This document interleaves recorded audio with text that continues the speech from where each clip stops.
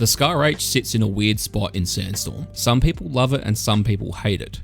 It's not terrible, but it definitely needs a buff if it stands any chance of holding the title of being a battle rifle. I've had a number of people say to me that they enjoy using it as a cheap DMR, but I don't think it's suited for that at all. So let's dive into the Scar H and compare it to a couple other guns that I think you're better off using instead. Okay, let's do it.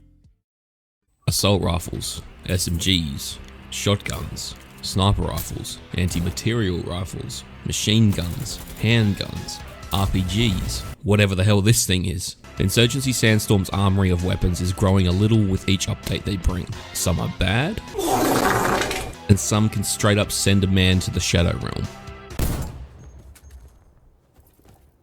Okay. That's why in this series, we're going to take a look at how these weapons perform and help you decide what weapon is right for you.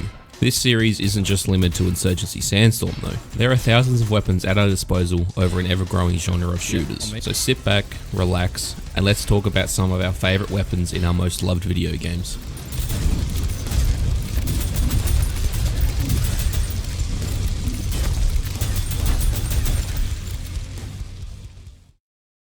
This video might be a little longer than usual, so I'm going to skip over describing the gun's history and stuff just for the sake of keeping this video purely about information on how the gun performs in Sandstorm. The Scar H falls short in a number of areas. Its base damage, its penetration capabilities, its weight, and yes, weight does matter in this game. Quite a lot actually, its muzzle velocity, and the attachments it needs to become somewhat useful. Let's begin with damage. Chambered in 7.62 NATO, you would just assume that the Scar H would hit like a truck, but it doesn't. It's extremely underwhelming, and after you see these following tests, I think you'll agree. I think we got that, yeah.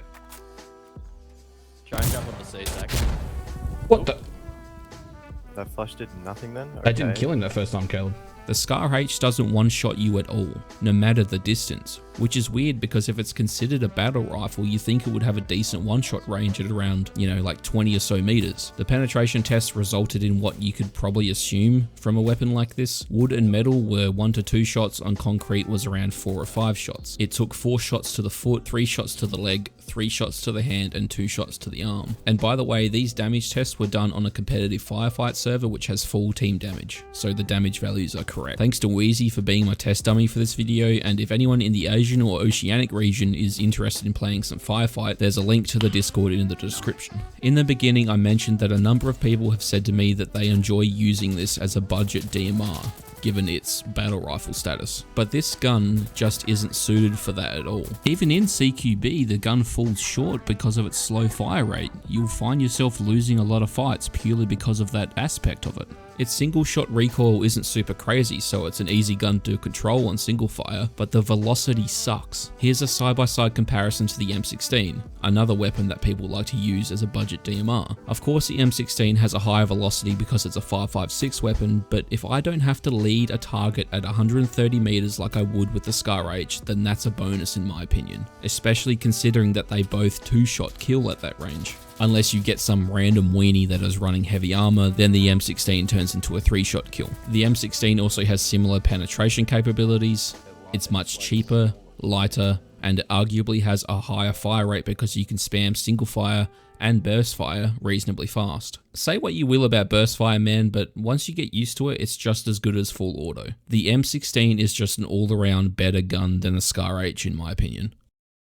So just for now, let's stay on the topic of comparing it to the M16. The first thing that stood out to me about the Scar H was its slow rate of fire and its low magazine capacity being at 20 rounds without the extended mag. If you need 2 shots to kill someone no matter what, then the extended mag is absolutely necessary. The iron sights are terrible too, so I would argue that you need a sight as well. Let's just equip the 2x to 1x holo for this example. A grip is completely up to you, but not super important. I normally cycle between the loading and aiming grip no matter what gun I use, and for now we're not going to bother with a muzzle attachment. So at the absolute minimum, I think you need a sight and the extended mag, so that now bumps it up to a 6 to 7 point gun. That is in no way worth it. Now let's compare that to the M16. The M16 can literally be used and yield great results with just a sight on it. Some people like the iron sights, man, but I think they're bloody terrible. So with just a sight on it, the M16 is a cheaper, lighter, more efficient gun compared to the Scar H.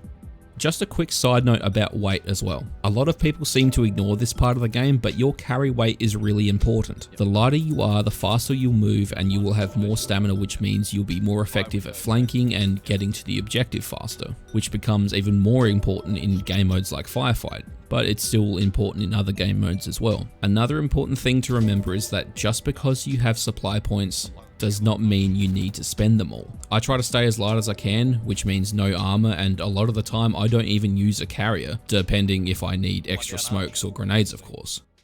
So let's answer the question, should you use the Scar H? Well, no.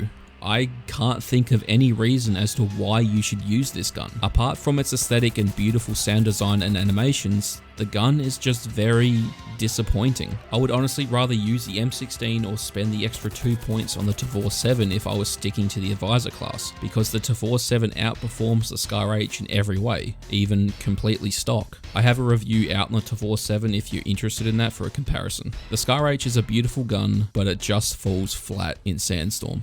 Are you challenging me?